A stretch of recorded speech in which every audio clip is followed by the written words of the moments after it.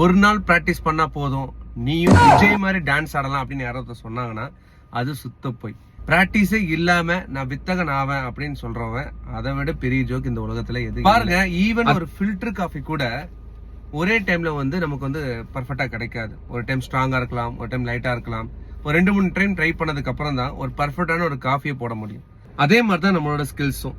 First time music class கத்துக்க போறவங்களுக்கு first time music போடும்போது அது ரொம்ப சத்தமா இருக்கும், அது மியூசிக் கேட்கற மாதிரியே இருக்காது. அதே மாதிரி ஜிம் போறவங்கள பத்தி கேள்விப்பட்டிருப்பீங்க. அதாவது ஃபர்ஸ்ட் டைம் ஜிம் போறவங்க இதெல்லாம் இவ்வளவு வெயிட் ஆகுது, இதை தூக்க முடியாது அப்படின்னு சொல்லுவாங்க. கிரிக்கெட் ஆட போனவங்களுக்கு அதெல்லாம் கேட்டீங்கன்னா ஃபாஸ்டா பால் வந்தா பேட்டை தூக்கி போட்டு ஓடிடுவாங்க. ஆனா தினமும் கொஞ்ச நேரம், அதாவது ஒரு 10 நிமிஷம் ஒரு விஷயத்த பிராக்டிஸ் பண்ணா கூட ஐயோ இது என்னால முடியல அப்படிங்கிற விஷயம் கூட நீங்க அந்த விஷயத்துல நீங்க ப்ரோ ஆகுறதுக்கான வாய்ப்புகள் அதிகமா இருக்கு. அப்புறம் என்ன, மக்கள் உங்களை பார்த்து சொல்லுவாங்க, பாஸ் நீங்க பெரிய டேலண்டான பர்சன் அப்படின்னு, நீங்க பிறவிலேயே பெரிய டேலண்ட் அப்படின்னு. ஆனா அந்த மாதிரி ஒரு விஷயம் இந்த கிடையாது. நீங்க டெய்லி பிராக்டிஸ் தான் மேட்டர். நமக்கு டேலண்ட் எல்லாம் ஒரு மேட்டரும் இங்க கிடையாது. அதாவது டேலண்ட் அப்படிங்கிறது ஒரு லாட்டரி டிக்கெட் மாதிரி, ரொம்ப ரொம்ப ரேர் அதுல நம்ம பிரைஸ் அடிக்கிறது. ஆனா நம்மளோட பிராக்டிஸ் அப்படிங்கிறது இந்த ஜியோல கொடுக்குற அன்லிமிட்டெட் டேட்டா கால் பிளான் மாதிரி.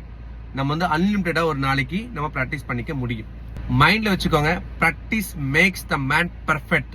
அது மட்டும் இல்ல, பிராக்டிஸ் இல்லாம ஒரு விஷயத்த பண்ணும்போது பெர்ஃபெக்டா ஃபெயிலும் நம்ம ஆயிடுவோம். இப்ப நீங்க சொல்லுங்க, எந்த ஒரு ஸ்கில்லுக்காக இனிமே நீங்க டெய்லி ஒரு 10 நிமிஷம் அதுக்காக நீங்க டைம் ஸ்பெண்ட் பண்ணி பிராக்டிஸ் பண்ண போறீங்க? அதை கமெண்ட்ல கீழே சொல்லுங்க. கண்டிப்பா இந்த வீடியோ உங்களுக்கு பிடிச்சிருந்தா லைக் பண்ணுங்க, ஷேர் பண்ணுங்க, ஃபாலோ பண்ணுங்க. தேங்க்யூ.